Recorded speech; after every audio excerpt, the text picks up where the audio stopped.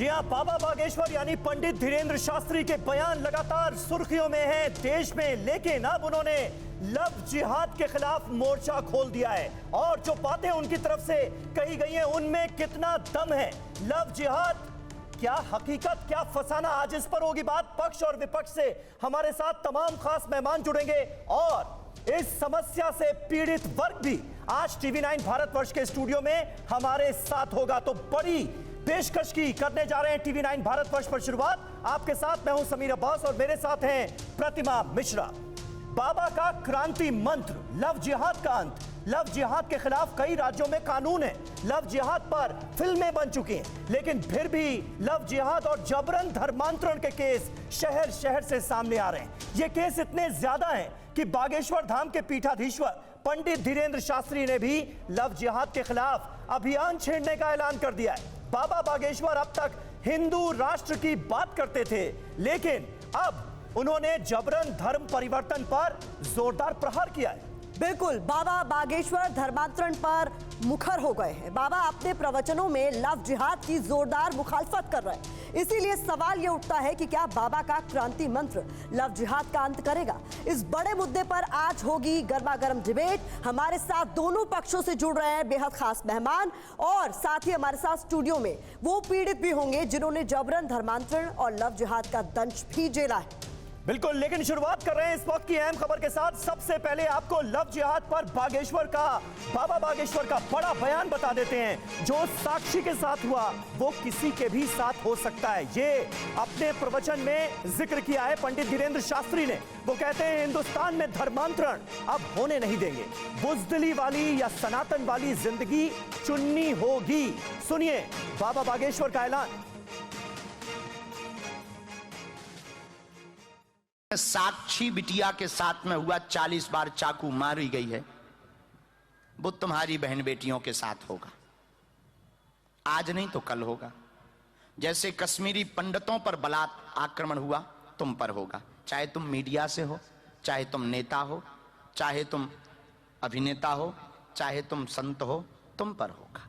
दूसरा, जिस प्रकार अभी तुम जग गए, अगर तुम ऐसे जगे रहोगे, प्रभु श्री हनुमान जी और बालाजी का आशीर्वाद लेकर बढ़ते रहोगे, तो आने वाली अनेक पीढ़ियां गर्व के साथ कहेंगी हम सनातन धर्मावलंबी हैं। बोलो जय श्री राम। आज तुम विचार करके सोचना रात भर के तुम्हें कौन सी जिंदगी जीनी, बुजदिल वाली या सनातन वाली। धर्म परिवर्तन को लेकर क्या कहेंगे? धर्म परिवर्तन अब नहीं होने देंगे जब तक बालाजी की कृपा।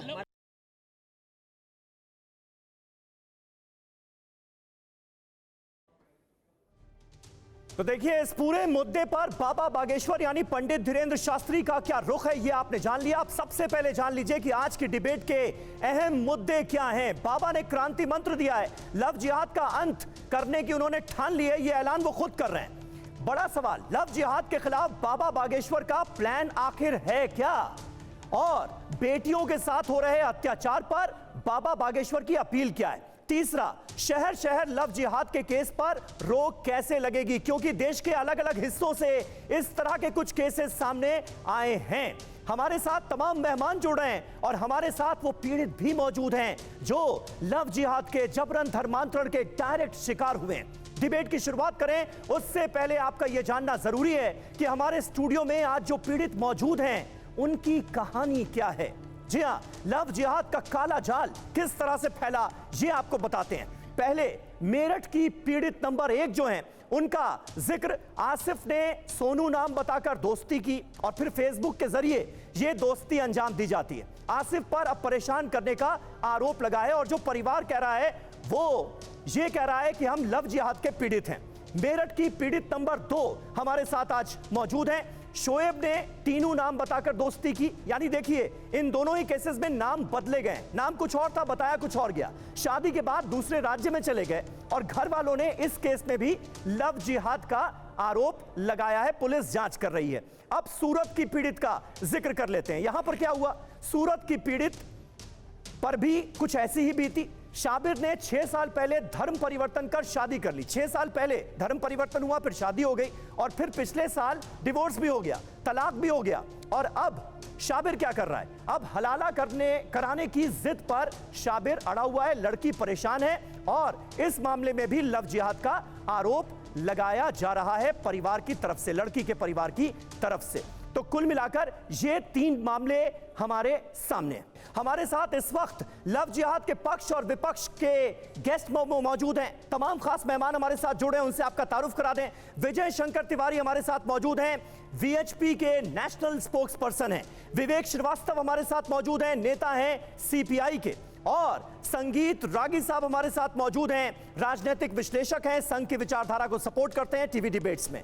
मेहरुद्दीन रंगरेज साहब हमारे साथ मौजूद हैं, इस्लामिक स्कॉलर हैं। सुबोही खान हमारे साथ मौजूद हैं, एक्टिविस्ट हैं, सोशल एक्टिविस्ट हैं, लॉयर हैं। मानवी तनेजा हमारे साथ मौजूद हैं, जो कि जानी मानी मॉडल हैं और इन तमाम सोशल इश्यूज पर बहुत मुखर होकर अपनी राय रखती हैं। और हमारे साथ कुछ खास मेहमान भी मौजूद हैं जो खुद लव जिहाद का शिकार हुए हैं। मेरठ की पीड़ित हमारे साथ मौजूद हैं। मेरठ की जो दूसरी पीड़ित, जिनका मैंने थोड़ी देर पहले जिक्र किया था आपसे, उनकी मां हमारे साथ मौजूद हैं। और श्रद्धा वॉकर का केस, इसे भला हम कैसे भूल सकते हैं? आफ्ताब ने 35 टुकड़े कर दिए थे श्रद्धा के, और यह खबर जिसने भी सुनी उसका दिल दहल गया। आज श्रद्धा के पिता TV9 भारतवर्ष के स्टूडियो में मौजूद हैं, विकास वॉकर जी भी।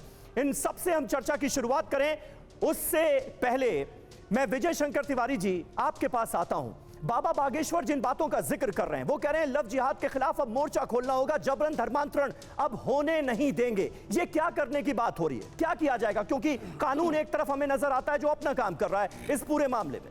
देखो समीर, अगर जो लड़की प्रताड़ित होती है और लव जिहाद के इस ट्रैप में फंसती है, अगर उसको ये पता होता कि ये जो सारा प्रेम का चक्कर चलाया जा रहा है ये एक षड्यंत्र है और ये धर्मांतरण के लिए किया जा रहा है, तो वो शायद ये लव जिहाद के ट्रैप में नहीं फंसती। और आज सबसे बड़ी आवश्यकता है कि देश में जो गैर इस्लामिक लड़कियां हैं उनको इस प्रकार का जागरण हो, उसके मन में ये बात बैठे कि ये जो सारा लव जिहाद का ट्रैप चल रहा है, षड्यंत्र चल रहा है, ये केवल धर्मांतरण के लिए चल रहा है। और अगर उनको ऐसा ध्यान में आ गया तो ये जो समस्या है इससे निजात पाई जा सकती है। और ये लव जिहाद आज अनाम विषय नहीं रहा है। 2009 में ये ब्रिटेन से चला, ब्रिटेन से ये बात उठी है और इसके बाद केरल में सारा विषय आया। तारा साहदेव जैसी एक नामचीन खिलाड़ी अगर वो समाज के बीच में नहीं आती तो शायद ऐसा नहीं कि 2009 से पहले समस्याएं नहीं थी, 2009 से पहले भी समस्याएं थी, लेकिन लोग लज्जा के कारण लोग नहीं बोलते थे। 2009 के बाद जब तारा साहदेव जमीन पर उतर करके लोगों के बीच में ये षड्यंत्र का पर्दाफाश किया तो लोगों के अंदर बोलने का मन बना और ये बात समाज में आई। आज आपने देखा कि मीडिया भी स्वीकार करता है कि लव जिहाद है, सरकारें भी स्वीकार करती हैं कि लव जिहाद है, समाज भी स्वीकार करता है कि लव जिहाद है। लेकिन 2012 में जब हम ये बात करते थे तो हमारी बात कोई नहीं मानता था, हर आदमी प्रश्न करता है लव जिहाद क्या है। लेकिन आज लव जिहाद समाज बोल रहा है और यहां तक कि मीडिया बोल रही है, सरकारें बोल रही हैं, सरकारें कानून बना रही हैं। ठीक है, ठीक है, आप कह रहे हैं समस्या पहले से थी लेकिन अब लोग मुखर होकर सामने आ रहे हैं और इस समस्या के बारे में बात कर रहे हैं। हाजी साहब, जवाब मैं आपसे चाहूंगा क्योंकि विजय शंकर जी और एक बड़ा वर्ग आज ये कह रहा है कि ये जो लव जिहाद की थ्योरी दी जाती है इसमें लव तो कहीं है ही नहीं, असल मकसद होता है लड़की का धर्मांतरण। ये क्या है और क्यों है, जरा बताएं। देखिए, जो हमारे देश के कानून मंत्री है वो सच बोल रहे हैं या हमारे विजय शंकर तिवारी जी सच बोल रहे हैं या कौन सच बोल रहा है, ये आपको तय करना पड़ेगा और जनता तय करेगी। जय किशन रेड्डी जो गृह राज्य मंत्री है उन्होंने बाकायदा लोकसभा में कहा कि लव जिहाद जैसा कोई मामला नहीं है। फिर एक महाराष्ट्र में महाराष्ट्र सरकार ने एक कमेटी गठित करी और उससे कहा गया कि भाई आप पता करो महाराष्ट्र में कितने केसेज हैं लव जिहाद के। जब वहां पर वो कमेटी ने काम किया और वहां पे पता लगा कि कोई भी लव जिहाद का एक भी केस वहां पे नहीं आया। तो ये प्रोपोगेंडा है, किसी तरीके से ये पोलराइज करने का एक तरीका है कि कैसे मुसलमानों से डराया जाए हिंदुओं को, हिंदू भाइयों को, और उन बेटियों को भी डराया जाए। अब ये बताइए, जब कोई लड़की, तो आप समस्या को ही सिरे से नकार रहे हैं। बिल्कुल, ये है ही नहीं समस्या, इसके पीछे है ही नहीं, आप ये कह रहे हैं। सुन तो लीजिए एक मिनट, अभी बागेश्वर बाबा ने जो अपने यहाँ पर बुला के मुसलमानों को धर्म परिवर्तन कराया, उन्होंने हिंदू धर्म में, उसे तो ये घर वापसी कहते हैं। अगर कोई धर्मांतरण कोई और दूसरा करा रहा है तो उसे ये कह देते हैं लव जिहाद बता देते हैं। तो ये देखना पड़ेगा, लोग जागरूक हो रहे हैं और लोग जागरूक लेकिन रहेंगे। धोखे से नाम बदलकर, नाम कुछ और है बताया कुछ और जा रहा है, धर्म कुछ अलग है मैं इसका बताया भी कुछ और जा रहा है, और इसके पीछे मंशा इस बात की कि लड़की शादी कर ले और उसके बाद ताकि उसका धर्म परिवर्तन कराया जा सके, उसे इस्लाम में लाया जा सके। ये समस्या नहीं है समीर जी, 21वीं सदी आप 21वीं सदी में बैठे हैं, यहाँ पे ट्रू कॉलर भी है, फेसबुक भी है, व्हाट्सएप भी है, सारी सोशल मीडिया पे कोई भी किसी के साथ फ्रॉड नहीं कर सकता। ये सब तो है, ये सब तो है, लेकिन नाम हमारे नहीं साथ छुपा पीड़ित भी सकता, हैं। अपनी हाजी एजेंसी नहीं छुपा हाजी सकता। साहब, ये सब कुछ है जिसका आपने जिक्र किया, लेकिन हमारे साथ पीड़ित भी हैं। कुछ पीड़ित जिनकी दास्तान हमने अभी अपने दर्शकों के सामने रखी, गली-गली उन्होंने अपना दर्द बयां किया। कुछ पीड़ित टीवी 9 भारतवर्ष के स्टूडियो में मौजूद है। एक मिनट हाजी साहब, आपने अपनी बात कही, प्रतिमा हमारे साथ मौजूद है और प्रतिमा के साथ वो पीड़ित वर्ग भी मौजूद है जिन्होंने इस दंश को झेला है। प्रतिमा, बिल्कुल, वो परिवार हमारे साथ मौजूद है और खुद विक्टिम हमारे साथ मौजूद है। मैं नहीं चाहूंगी कि आप अपनी आइडेंटिटी बिल्कुल भी रिवील करें, तो आपको अपना नाम लेने की जरूरत नहीं है, लेकिन क्या हुआ ये दर्शकों को जरूर बताइए। उसने मुसलमान था, वो हिंदू बन के मतलब आईडी बनाई थी फेसबुक पे, आईडी थी सोनू कुमार, और उस लड़के का नाम था आसिफ अली, और उसने मतलब ज़बरदस्ती मेरे साथ संबंध भी बनाए और फिर मुझे मारने की भी धमकी दी, यहाँ तक कि मेरे परिवार वालों को भी मारने की धमकी दी है। आपको उसकी आइडेंटिटी के बारे में कब और कैसे पता चला? ये कितने साल तक चलता रहा ये सब कुछ? वो 3 साल तक ऐसे ही चलता रहा, लेकिन जब वो घर पे आया मुझे तब पता चला कि ये तो मुसलमान का लड़का है। मैंने उससे जाने के लिए बोला तो उसने बोला अगर जो तुम मेरे साथ नहीं चली तो तुझे मैं मार दूंगा यहीं पे। तो यहाँ तक कि मेरे भाई को भी मारने की धमकी दी थी। मैं डर की वजह से उसके जाल में मतलब उसने अपनी आइडेंटिटी आपको गलत बताई, उसने ये बताया कि वो हिंदू बन के बात करी थी। उसने बोला कि मैं एक हिंदू का लड़का हूँ, पर लेकिन जब वो घर पे आया तो मैंने उसको तब पहचाना था उसको। आपको आपका धर्म बदलने के लिए भी कहा गया, फोर्स किया गया क्या? हाँ, उसने बोला कि मेरा धर्म अपना ले, अपना हिंदू धर्म छोड़ दे। उसने यहाँ तक कि गाली गलोच भी करी, मेरे साथ मार पिटाई भी करी थी, लेकिन मैंने डर की वजह से अब नहीं तो अपनी फैमिली वालों को बताया, ना किसी को बताया था, क्योंकि उसने धमकी दी थी मुझे मारने की और मेरे भाई की। तो फिर ये आप कह रहे हैं 3 साल तक ये सब कुछ चलता रहा, आपको पता नहीं चला। तो ज़मीर, आप उन परिवारों को सुन रहे थे जिनकी आप बीती जो है वो खुद बता रहे हैं कि किस तरीके से आइडेंटिटी बदलकर कुल मिलाकर उनसे दोस्ती की गई और फिर धर्म बदलने का भी उन पर प्रेशर बनाया गया। बिल्कुल बिल्कुल, सीधे तौर पर जो पीड़ितों की बात है वो भी हम अपने दर्शकों तक पहुंचा रहे हैं और इसे नजरअंदाज नहीं किया जा सकता। मानवी तनेजा हमारे साथ यहाँ पर मौजूद हैं। मानवी जी, आपने ये बातें सुनी, प्लस देश के अलग अलग इलाकों से जो केसेस सामने आए हैं वो भी हमने अपने दर्शकों के सामने रखे। एक तरह का क्या खास पैटर्न नजर आता है आपको भी? देखिए, मैं डिबेट की शुरुआत सिद्धू मूसेवाला के एक लिरिक्स से शुरू करना चाहती हूँ। जितने कंट्रोवर्सी ग्रेट मिलोगी धर्म के नाम पे डिबेट मिलोगी, और मुझे लगता है कि हम आज फिर वही एक चीज़ दोबारा कर रहे हैं कि बैठ करके धर्म पे ही डिबेट कर रहे हैं। 2014 से पहले मुझे नहीं समझ में आ रहा था लव जिहाद का कोई केस नहीं है। मेरे धर्म के नाम पर अगर कुछ गलत हो रहा है तो डिबेट नहीं होनी चाहिए, उस पर वो मुद्दा नहीं होना चाहिए। गलत नहीं हो रहा पहले, मेरे हिसाब से तो लव जिहाद जैसी कोई चीज़ है नहीं।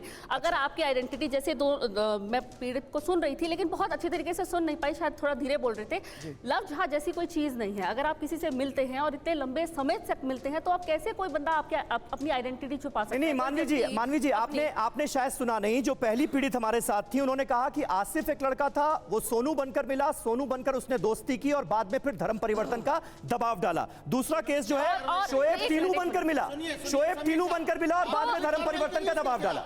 जब कानून है उसके खिलाफ आपने 420 की कार्रवाई करते हैं, उन्होंने नाम बदल के किया, मगर वो नहीं करेंगे आप। मगर टीवी पर आकर बदनाम करने के लिए मुसलमानों को यहाँ पर आकर अपनी बात रखेंगे, मैं ये बन जाएंगे कि लोगों के। मैं ये बोलना चाहती हूँ कि ये अपनी समस्या बता रहे हैं भाई। एक मिनट, रंगरेज साहब वो अपनी समस्या बता रहे हैं, आप उन्हीं पर सवाल उठा रहे हैं। घटना है, बजरंग दल के लोगों ने जाके कहा कि उस लड़की को बोल दिया कि आप बोल दो लव जिहाद का मैटर है, फिर उस लड़की ने बाद में बता दिया पुलिस को कि जी मुझे तो इन्होंने कहा था इसलिए मैंने कह दिया। तो ये सारा प्रोपेगेंडा है, किसी तरीके से मुसलमान और हिंदू भाइयों के बीच में खाई डालने का काम किया जा रहा, जो कि नहीं होना चाहिए भाई। मोहब्बत प्यार से सब रहना चाहते हैं। ठीक है, कई देर से उसको जल्दी से पूरा कीजिए, फिर मैं सुबह जी के पास मिल रही थी तो आइडेंटिटी कैसे छुप सकती है? और एक ने तो बोला कि शादी भी हो गई थी, तो शादी तो होती नहीं, निकाह होता है। तो आपने शादी कर लिया, आपको पता ही नहीं है। यही पे मैंने आपको सारा का सारा चिट्ठा साफ कर दिया। निकाह होता है ना, मुसलमानों में शादी तो नहीं होती। अगर आपको धर्म परिवर्तन के लिए फोर्स किया तो आपने शादी कर ली और धर्म परिवर्तन नहीं हुआ, आपका नाम नहीं बदला गया, तो कैसे ये फॉल्स एलिगेशन? अगर सब कुछ सही तरीके से होता तो फिर धोखा क्यों कहा जाता?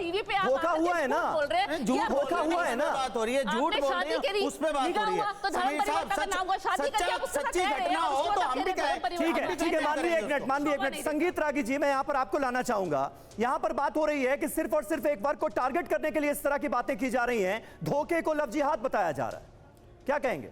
देखिए, सबसे पहले तो कि लव जिहाद के बारे में बता दूं कि जिहाद जो है इस्लाम के मानने वालों का दूसरे धर्मों के खिलाफ युद्ध है, इसी को जिहाद कहते हैं।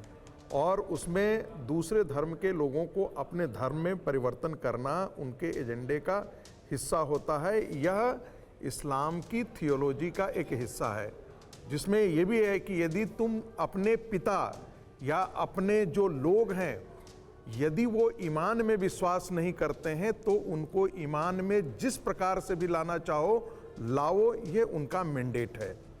यही कारण है कि आपने देखा होगा, नहीं, ऐसा कुछ नहीं है। जो देखिए, मैं बीच में बोलता नहीं हूँ। आप हिटलर जी ने एक प्रोपेगेंडा सेट किया था अपने टाइम पे, तो आपने पढ़ा है, आपने पढ़ा है। मैडम जरा सा सभ्यता सीख लीजिए। दूसरा कोई बोल रहा है तो थोड़ा सा सुन लीजिए।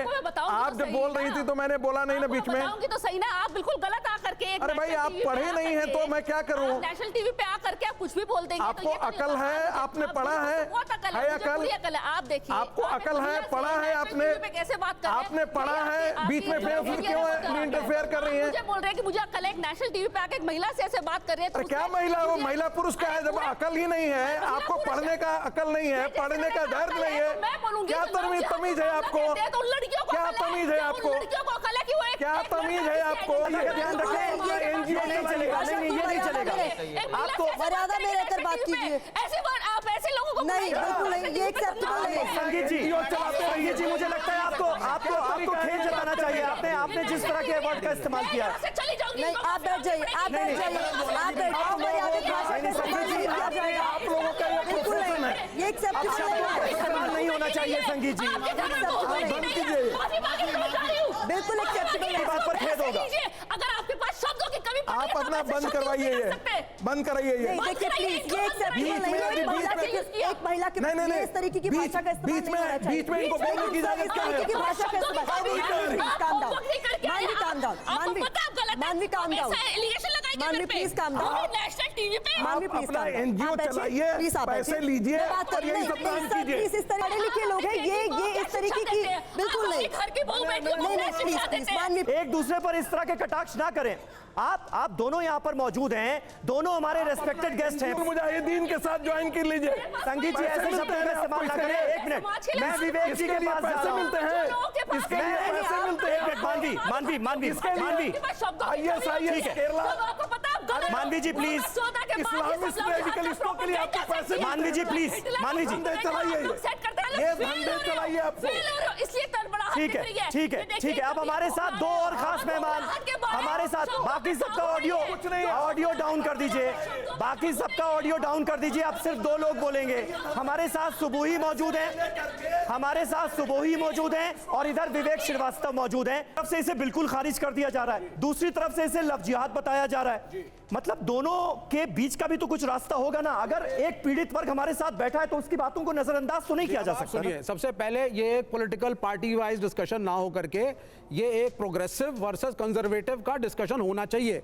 यानी कि आज मैं सीपीआई की तरह नहीं बोलूं, मैं प्रोग्रेसिव लेफ्ट। बिल्कुल। और जो बच्चे बैठे हैं जाके पढ़िएगा what is progressive left, what is liberal left. Progressive left की और लिबरल लेफ्ट की सबसे अच्छी एग्जांपल ये बैठी हुई हैं जिन्होंने नॉनसेंस को टॉलरेट नहीं किया। ठीक है, आप लोग इससे पहले कि फिर से लड़ाई झगड़ा शुरू करें, एक बार शांत हो जाइए। बस विक्टिम के फादर से मैं बात करना चाह रही हूँ। वो डिसीज्ड है, शी इज नो मोर। कम से कम इतना रिस्पेक्ट तो बनता है।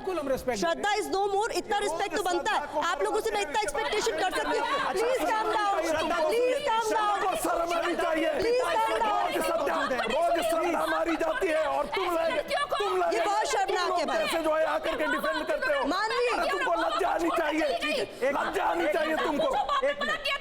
अरे तुम्हारी बेटी मारी जाती ना तब तुमको पता लगता है कि तुम इतने बेशर्म हो कि तुम। आप लोग जिस तरीके से कर रहे हैं तो डिबेट हो ही नहीं सकती, बिल्कुल ठीक नहीं है। विकास जी हमारे साथ मौजूद है। विकास जी, मैं पहले तो क्योंकि तुम लोग पैसे खा करके ये काम करते हो। प्लीज श्रद्धा के पिता को सुनिए, प्लीज थोड़ी सी इज्जत रखिए। ऐसी घटना जो घटी है मेरे साथ, जो अभी जो वाकया हुआ है ये संजीव जी क्या कर रहे हैं आप? जिसकी बेटी के ऐसे टुकड़े होंगे तब पता चलेगा वो क्या कैसे होता है। जब अपने पे आ जाएगा तब पता चलेगा। आप ऐसे बातें करके तो पता नहीं चलेगा आपको कि ये कैसे हुआ है। जब अपने पे आ जाएगी तब पता चलेगा आपको। ये ऐसे बातें करके तो नहीं आपको पता चलेगा। जब महसूस होगा आपको अपनी बेटी पे क्या ऐसे टुकड़े होते हैं तब पता चलेगा आपको। ये मैं यहाँ मौजूद हूँ, मैं इनसे सवाल जवाब कर रही हूँ और आपको बता दूँ ये कांप रहे हैं इस वक्त। आप लोगों को शायद ये सुनने की ज़रूरत है। ही शिवरिंग राइट नाउ, क्योंकि इन्होंने वो पीड़ा महसूस की है। तो सुनिए ज़रा एक बात को, वो कहना क्या चाहते हैं। विकास जी अपने आप को संभालते हुए ये मैं नहीं बात कर पाऊंगा इसमें। कम से कम इतना आज तक पिछले एक साल से अंतिम संस्कार तक नहीं कर पाया। इसके बारे में क्या बात कर सकता हूँ? ऐसे झगड़े करेंगे ये मैं नहीं बता सकता। ऐसे ये क्या सब मेरे ऊपर क्या बीती है? ये सब अब आपको सुन रहे हैं। मैंने अब तक अंतिम संस्कार भी नहीं बेटी के किए हैं, तो ऐसे कैसे ये लोग झगड़ा कर रहे हैं इस बारे में? नहीं विकास ये कोई मजाक है क्या? हम आपकी पीड़ा बहुत अच्छे से समझते हैं, हम आपकी पीड़ा बहुत अच्छे से समझते हैं। यहाँ पर अभी जो चर्चा हो रही है, मुझे लगता है उस पर आपका जवाब बहुत इंपॉर्टेंट होगा। यहाँ पर बात हो रही है कि धर्म परिवर्तन मैं तो बहुत हैरान हो गया हूँ ये ऐसे देख के। ये कैसे, मतलब जिस पे बीती है वो सब ऐसे बैठे चुपचाप बैठे, कुछ बोल नहीं रहे, और आप लोग ऐसे बातें कर रहे हैं। बस हो गया, मैं नहीं बात कर पाऊंगा इसके आगे। सर आपकी नज़र में ये जिन टॉपिक्स पर चर्चा हो रही है, आपकी नज़र में ये सब होता है? आप मानते हैं कि ऐसा होता है? लड़कियों को इस जाल में फंसाया जा रहा है, धर्म परिवर्तन के लिए फोर्स किया जा रहा है, आपकी नज़र में? ये तो पता है मुझे कि ये मतलब हम लोग से अलग कर दिया बेटी को पहले, फिर बाद में जो चाहे जब चाहे उसने कुछ भी किया, और बाद में ऐसे ये सब हादसा हुआ है। तो ये तो कहीं ना कहीं उनकी प्लानिंग है, जो वो लोग अभी भी सक्सेस हो रहे हैं इसमें। विकास जी काफी इमोशनल है। समीर जी, विकास जी ने जिन बातों का जिक्र किया, विवेक जी अब सुना आपने, एक पिता का दर्द देखा आपने। बिल्कुल है, दर्द है, और हमारी सारी संवेदना और सहानुभूति आपके साथ है। आपको एक बहुत बड़ा लॉस हुआ है। पैनल में बैठे सभी लोग और सभी गेस्ट इस बात को समझते हैं, नहीं होना चाहिए था, ये एक बात है। लेकिन दूसरा मैं ये भी कहना चाहूँगा और आपसे अपील करूँगा कि इसमें एक रिलीजियस एंगल हम ना लें। ये बहुत बार ऐसी घटनाएं, हिंदू लड़का हिंदू लड़की से शादी करता है तो भी होती हैं, मुसलमान लड़की से शादी करता है तो भी होती हैं। ये अगर एक रिलेशनशिप में क्राइम ऑफ पैशन होता है तो उसको धर्म का रंग देना हमारे समाज में विघटन को और बढ़ाएगा। तो आपसे मेरी हाथ जोड़ के अपील है कि जो आपका जो लॉस हुआ है वो हम नहीं फुलफिल कर सकते, लेकिन हम आपसे अपील करेंगे कि आप शांति की बात करेंगे तो समाज में एक मैसेज जाएगा। विवेक जी, यानी आपके हिसाब से ऐसे केसेस में धर्म का एंगल लाना ही नहीं चाहिए। धर्म का एंगल है ही नहीं सर, है ही नहीं आपके हिसाब से ना? ठीक है, रिलेशनशिप सुबुही खान हमारे साथ मौजूद हैं, ऐसे केसेस को हैंडल भी करती हैं, लॉयर भी हैं, सोशल एक्टिविस्ट भी हैं। सुबुही आपके हिसाब से ठीक कह रहे हैं विवेक? जी समीर, मैं किसी के बीच में नहीं बोली और आशा करती हूँ कि कोई मेरे बीच में इंटरप्ट नहीं करेगा, क्योंकि यहाँ पर युवा बच्चे बैठे हैं, भारत का यूथ बैठा है। तो इस मुद्दे पर मैं बहुत ही रैशनैलिटी और क्लैरिटी के साथ कुछ पॉइंट्स रखना चाहती हूँ। विवेक जी ने कहा कि धर्म का एंगल नहीं आना चाहिए। मैं as an officer of the court, as a lawyer, Bharat के बच्चों से ये कहती हूँ कि जब हम लव जिहाद के खिलाफ लड़ाई लड़ते हैं तो हम ये कभी नहीं कहते कि कोई मुसलमान लड़का किसी हिंदू लड़की से शादी ना करे या नहीं कर सकता है। हम सिर्फ ये कहते हैं कि हमारे देश में एक स्पेशल मैरिज एक्ट नाम का एक कानून है जो अलग अलग पंथों के बच्चे इंटरफेथ मैरिजेस आपस में कर सकते हैं, अपने अपने रिलीजन्स को मेंटेन करते हुए। मैंने भी ये गैर मुसलमान से शादी करी है, लेकिन मैं सुबुही खान से कोई सपना खन्ना तो नहीं बन गई। स्पेशल मैरिज एक्ट में शादी करी। मैं ईद भी मनाती हूँ, मैं नमाज भी पढ़ती हूँ, मैं होली भी मनाती हूँ, मैं दिवाली भी मनाती हूँ और मैं पूजा भी करती हूँ। एक दूसरे के रिलीजन्स को हम सेलिब्रेट करते हैं, सम्मान करते हैं। लव जिहाद नाम हम उस एजेंडा को देते हैं जिसका एक पैटर्न है, कोई 1 2 3 इंसिडेंट्स नहीं है, हजारों की तादाद में उदाहरण है। अगर ये एक पैटर्न है और अगर शादी इसलिए की जा रही है कि धर्मांतरण किया जा सके, धोखा दिया जा सके, मतलब जिसके साथ हुआ ये, उसकी तो पूरी जिंदगी तहस नहस हो गई ना। ये तो मानेंगे आप मानवी? देखिए, अभी सुबुही जी ने बोला कि शादी के आपने हमको बोलने नहीं दिया। बोला कि शादी के बाद उसको बोला कन्वर्ट करने के लिए, लेकिन मेरे को ये समझ में नहीं आता शादी कैसे करी। अगर आपने शादी कोई संस्था में जाकर करी तब भी आई कार्ड लगता है, अगर आपने कोर्ट मैरिज करी तब भी आई कार्ड लगता है। तो जब आपने आई कार्ड दिखा करके, मंदिर में आई कार्ड नहीं लगता। तो मंदिर में तो अगर आप बोले कि मैं हिंदू हूँ और आप किसी मंदिर में जाकर फेरे ले लें तो वहाँ पर आई कार्ड नहीं लगता। सुनिए अगर आप मुसलमान हैं और आप कलावा पहनकर, रुद्राक्ष पहनकर किसी हिंदू लड़की को हिंदू बन के मंदिर में जाकर फेरे ले लें तो कोई आई कार्ड नहीं लगता, 420 का केस डाल दीजिए ना। और आप बताइए, आप किसी से शादी कर रहे हैं तो आई कार्ड आप कहीं पे भी यूज नहीं करेंगे। आप कहीं भी ट्रैवल करेंगे, रेलवे से करेंगे, हवाई जहाज से करेंगे, कहीं भी रहने जाएंगे। मैं एज अ वुमन, सुनिए, एज अ वुमन आपसे एक बात कहना चाहती हूँ कि जो यहाँ विक्टिम बैठे हैं या जो हिंदू लड़कियां जिनके साथ लव जिहाद हुआ है, हम उनके पेन को प्लीज इनवैलिडेट ना करें। एटलीस्ट हम उनकी कहानी, उनका दर्द समझे कि हाँ उनके साथ हुआ है। देखिए, आप मुझे बताइए, मैं तो कह रही हूँ इंटरफेथ शादियां बच्चे करें, मैं कहती हूँ इंटरफेथ शादियां बच्चे करें। रूढ़िवादी परंपराएं टूटती हैं समाज की, दिमाग खुलता है, लेकिन धर्म परिवर्तन करवाना, पहचान छुपाना, कन्वर्ट करा लेना या उसको बिना डिवोर्स दिए दूसरी शादी कर लेना, आप सुबोई जी को गलत कोट कर रहे हैं। वो कह रही है इंटरफेथ मैरिज हो, इसमें कोई दिक्कत नहीं। आप कह रही है कि वो इंटरफेथ मैरिज के खिलाफ, ऐसा नहीं है। आप कानून इतना खड़ा कर दोगे, कानून इतना खड़ा कर दोगे, पुलिस हैरेसमेंट होगा। आप इंटेलिजेंस, समीर जी मैं इस पे कुछ बोलना चाहती हूँ। आप प्रोग्रेसिव हो ही नहीं। रागी साहब देखिए बहुत देर से चुप है। बैकवर्ड सोसाइटी की तरफ देश को ले जा रहे हैं, ठीक है, और इसको रोकना होगा।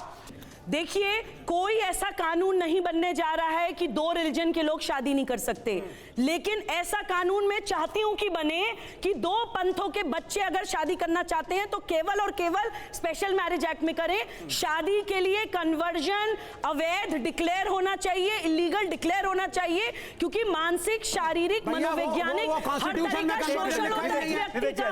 किसी को अपने इमोशंस में जाल में फंसाकर उसको मजबूर करना कि वो धर्म परिवर्तन करे, वो गलत है, वो संगीत रागी जी, एक मिनट संगीत रागी जी, यानी जिस बात का जिक्र सुबह कर रही है कि इंटरफेथ मैरिजेस से कोई दिक्कत नहीं है, लेकिन धर्मांतरण से सारी दिक्कत है। धर्मांतरण के लिए अगर इंटरफेथ मैरिज की जा रही है उससे दिक्कत है। एक मिनट, नहीं ऐसे थोड़ी होगा विवेक जी। 10 सेकंड नहीं, रागी साहब बैठे हुए ना, 10 सेकंड मांग रहा हूं, उनको आधा घंटा दीजिए। मैं कह रहा हूं मेरे देश की लड़कियां, I am proud of them, सब पढ़ रही हैं, बढ़ रही हैं, लॉयर, जर्नलिस्ट, पत्रकार, टीचर, वर्किंग वुमेन बन रही हैं। क्या आप ये कहना चाहते हैं कि मेरी देश की लड़कियों में भेजा नहीं है कि 3-3 साल तक किसी से भी शादी कर ली, उन्हें पता ही नहीं चला वो कौन है? हो गई आपकी बात। रागी साहब देश की लड़कियों को डिरेट मत करिए और उनकी इंडिपेंडेंस की मत करिए। Please let them be progressive, ठीक है, let them wear what they want, let them eat what they want, let them marry whom they want. ठीक है रागी साहब, देखिए, इस देश में नैतिकता का, ह्यूमन राइट्स का पाठ वो बताते हैं जिन्होंने 10 लाख चाइना में हत्याएं करवा दी, जो 10 लाख से ज़्यादा जो है वो रसिया में हत्याएं करवाई ह्यूमन राइट्स के नाम पर वामपंथियों ने, वो इस देश में नैतिकता की बात करते हैं। दूसरी बात, मैं जो कह रहा था वो बहुत गंभीर बात कह रहा था, मैं इस्लाम की थियोलॉजी से बात कर रहा था। उसका 2 हिस्सा जानिए। कोई भी स्त्री आपको बहुत अच्छी लगती हो, लेकिन आप तब तक उससे शादी नहीं करें जब तक वो ईमान में कन्वर्ट न करे, यानी इस्लाम में कन्वर्ट न करें। कोई भी पुरुष आपको बहुत अच्छा लगता हो, लेकिन तब तक आप उससे शादी नहीं करें जब तक कि वो ईमान में कन्वर्ट नहीं करता है। ये इस्लाम की मान्यता है। यही कारण है कि जब लड़कियां बॉलीवुड में शादी करती हैं तो वो इस्लाम में कन्वर्ट करती हैं। इंडिविजुअल केसेस को मत लीजिएगा, ध्यान रखिएगा। हो सकता है समीर जी की पत्नी शादी की हो, उन्होंने नहीं किया हो, ये इनका इंडिविजुअल की बात मैं नहीं कर रहा हूं, लेकिन जो इस्लाम की आइडियोलॉजी है मैं उसी के आधार पर ये बात कह रहा हूं। और यही कारण है कि लड़कियों को जबरन, और ये मैंने मौलानाओं से पूछा है क्या ऐसी बात है या नहीं है, सारे मौलानाओं ने कहा कि हाँ ये बात आप सारी कह रहे हैं। और यही कारण है, अब बोलो, यही कारण है कि जब लड़कियों की शादी होती है तब उनको कन्वर्ट करने के लिए दबाव बनाया जाता है, क्योंकि वो बोला जाता है कि यही इस्लाम का लिए, यही इस्लाम का आदेश है, ऐसा नहीं करते हो तो जहन्नुम में जाओगे। जवाब हाजी साहब कर देंगे। तो ये मौलानाओं का जिक्र किया है कि ये कन्वर्जन का दबाव डाला जाता है कि शादी तभी होगी जब कन्वर्ट होंगे। आप मुसलमान का मतलब दाढ़ी बढ़ा के टोपी लगाने वाला ही नहीं होता, वो क्लीन शेवन भी हो सकता है, अरे भाई भी हो सकता है, डॉक्टर भी हो सकता है, और होते हैं भाई, तो क्या आप ये कहना चाहते हैं कि जितने पढ़े लिखे मुसलमान लड़के हैं ये सब जाहिल हैं? नहीं, आप क्या नैरेटिव बनाना चाहते हैं। मैं कुछ कहना नैरेटिव चाहती हूँ। गलत है। हाजी साहब, ये नैरेटिव गलत है या सही है? जिस बात का जिक्र रागी साहब ने किया, एक दबाव होता है भाई, ये शादी तभी होगी जब कन्वर्जन होगा। ये बिल्कुल बेकार की बात कर रहे हैं। देखिए, जितने भी मुसलमान हैं जिन्होंने हिंदू लड़कियों से शादी की है, बताओ किसने मुसलमान बनाया? एक्टर से लेके और नेता अभिनेताओं से हिंदू से शादी उसको बिना कन्वर्ट करे कराना जायज है। घर में मंदिर है कि नहीं है? ना तो बताइए, शाहरुख खान के घर में मंदिर है कि नहीं है? नहीं है। उन्होंने तो अपनी बीवी को जायज हो ही नहीं सामने आ जाइए। मगर ये जो बार बार नैरेटिव सेट किया जा रहा, किसी तरीके से बीच में खाई डालने का काम किया जा रहा, मैं बार बार कह रहा हूं। ये श्रद्धा के पापा बैठे हैं, मैं बता दूं, इस केस में भी लव जिहाद का कोई एंगल नहीं है, और ना पुलिस की थ्योरी में है और ना ही साक्षी वाले में है। इसे तो बाकायदा प्री प्लान बनाया जा रहा हिंदू संगठनों के द्वारा कि किसी तरीके से अगर कोई हत्या हो जाती है और उसमें मुसलमान हो, अगर हत्या करने वाला मुसलमान है तो उसे लव जिहाद बता दिया। लव जिहाद की मेरे पास 521 घटनाएं हैं जो कहीं ना कहीं किसी न किसी थाने में रजिस्टर्ड हैं और किसी न किसी समाचार पत्रों में छपी है। किसको सजा हुई? देखो, एक बताइए, पहले एक बताइए, सजा का नाम बताइए। अभी आप नहीं, सजा का नाम बताइए। आरोप लगाना बहुत आसान है, आरोप लगाना बड़ा आसान है। सजा तभी होगी ना जब उस पे कोई हम कह रहे हैं कि पीड़िताओं को इंसाफ नहीं मिलता, कोई कानून नहीं उसके लिए। ठीक है, सुनो समीर, देखिए अभी 3 दिन पहले लिस्ट में क्या है भाई, पूरी लिस्ट में क्या है जी? 10 लाख लोगों को मुसलमान बैठ जाइए। अभी 3 दिन पहले साक्षी की मृत्यु हुई है, उसको चाकू से गोद कर मारा गया है और सारे साक्षी। तो वो हत्या है ना विजय शंकर जी, उसमें लव जिहाद कैसे बता देंगे? हम बता रहा हूं। जब लड़की को यह पता चला कि ये मुसलमान है, ये इस्लामिक है, तो उसने अपने रिश्ता तोड़ना चाहा और उसने जाके उसको कितने चाकू मारे। अब इसके लिए आप प्रमाण मारेंगे? अच्छा, आप इसके लिए किसी मुसलमान ने कोई उसके फेवर में? अरे भाई सुन तो लीजिए, आप तो एक मुस्लिम लड़की का रेप हो जाता है, ये करने के लिए हम एक बात यहाँ पर क्लियर करते हैं।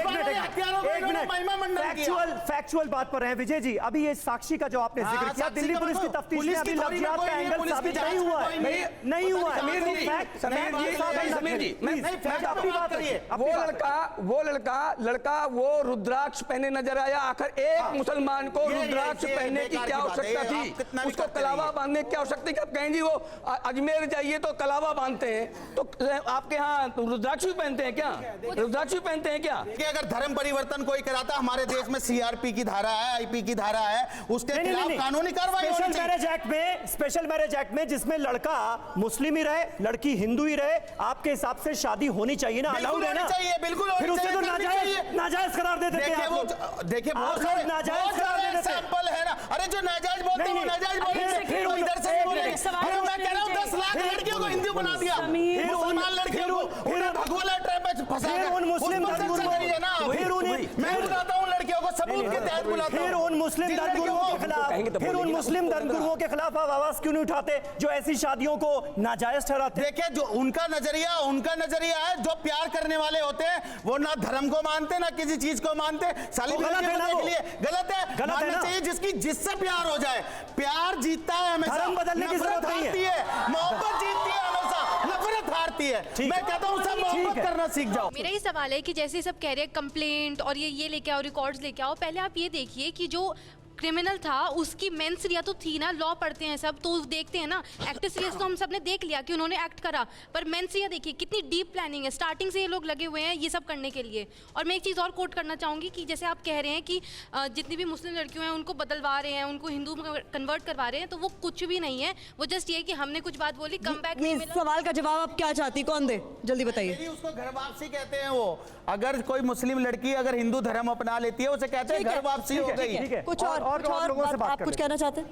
आप एनीबडी एल्स? हाँ मैम, मुझे ये पूछना है कि अगर ये बोल रहे कि लव जिहाद जैसा कुछ नहीं है तो हर केस में मुस्लिम ही क्यों सामने आ रहे हैं? हिंदुओं के साथ अगर मुस्लिम के ही कोस क्यों आ रहे हैं? आप मेरे को मैं ये बोलना चाहूँगा कि जैसे हमारे धर्मों में हिंदुज़म में होता है, सिखिज़म में होता है कि हम लड़कियों को छूट देते हैं कि गुरुद्वारे जाके वो प्रार्थना करें, मंदिर जाके प्रार्थना करें। लेकिन आपने जैसे बात कही कि ये सिर्फ हिंदू लड़कियों के साथ होता है, मुसलमानों के साथ इसलिए नहीं होता क्योंकि मुस्लिम धर्म में रिवाज ही नहीं है कि वो मस्जिद में जाके इबादत कर पाए। वो आप बोलते हैं कि घर में रह के इबादत करें। चलिए देखिए, सबकी अपनी अपनी राय। वक्त हमें इतने की इजाजत देता था। रागी साहब, विवेक जी, आप सभी खास मेहमानों का बहुत बहुत शुक्रिया।